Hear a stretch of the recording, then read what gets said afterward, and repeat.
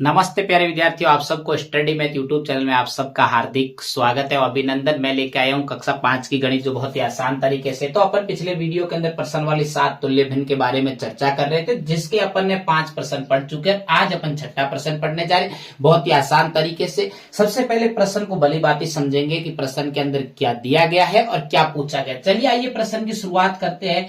ऐसे और उदाहरण बताओ जिसमें बराबर बांटने पर 1/4 भाग मिलती हो और नीचे लिखिए।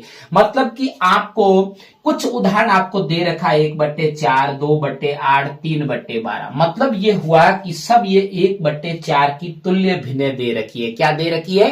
तुल्य भिन्न दे रखी, जिनको आप वापस सरल करोगे तो वही भिन्न प्राप्त होगी 1/4। तो चलिए आइए हल की शुरुआत करते हैं बहुत ही आसान तरीके। कुछ 2-4 उदाहरण अपन को और लिखने हैं, कोई फिक्स नहीं है इसमें, कोई 2-3 का शर्त नहीं दे रखी है। तो चलिए आइए हल की शुरुआत करते हैं कि सबसे पहले तो अपन पता करेंगे कि जो पहली भिन्न है, पहली भिन्न जो 1 नंबर की भिन्न है वो कैसे प्राप्त हुई है। तो पहली जो भिन्न प्राप्त हुई है वो हुई है कि 1/4 को आप अंश और हर के अंदर 1 से गुणा करोगे तो वो प्राप्त होगी 1/4। कितनी प्राप्त होगी? 1/4। उसके बाद में दूसरी भिन्न देखो कैसे प्राप्त हुई। दूसरी भिन्न को प्राप्त करने के लिए देखो भिन्न वही रहेगी 1/4। मतलब कि 1/4 की सारी तुल्य भिन्न है, लेकिन कैसे लाई गई वो बता रहा हूं मैं आपको कि इसको आप क्रम से 2 से गुणा करो। अंश और हर के अंदर किससे गुणा करना है? 2 से। तो 2 एकम 2 और 4 दूनी कितना होता है? 8। कितना होता है?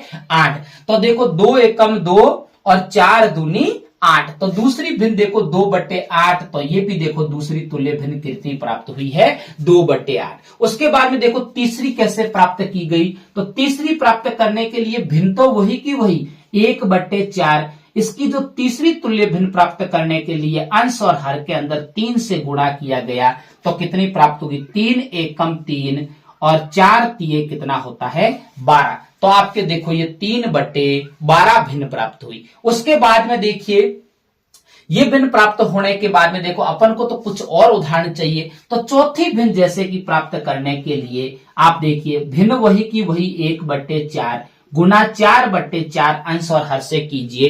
क्रम से करना है आपको। तो 4 एकम 4 और 4 चौके कितना होता है? 16। कितना होता है? 16। उसी प्रकार पांचवा देखिए, आपको 2-3 उदाहरण लेने हैं। भिन्न वही की वही 1/4 गुना किसे करना है अब की बार? 5/5 से। तो कितना होगा? 5 एकम 5 और 5 चौके 20। मतलब कि 5/20। उसके बाद में देखो छठा देखिए, भिन्न वही की वही 1/4 और गुणा किसे करना है? 6/6 से। क्रम से चलना है, पहले 1 से करना है, फिर 2 से करना है, फिर 3 से करना है, फिर 4 से, फिर 5 से, फिर 6 से, और अगली और प्राप्त करनी है तो 7 से। ऐसे कितनी भी भिन्न प्राप्त कर सकते हो। 6 एकम 6 और 6 चौके कितना होता है? 24। तो जो अपने पास में जो 3 उदाहरण नए प्राप्त हुए हैं वो कौन कौन से हुए देखिए।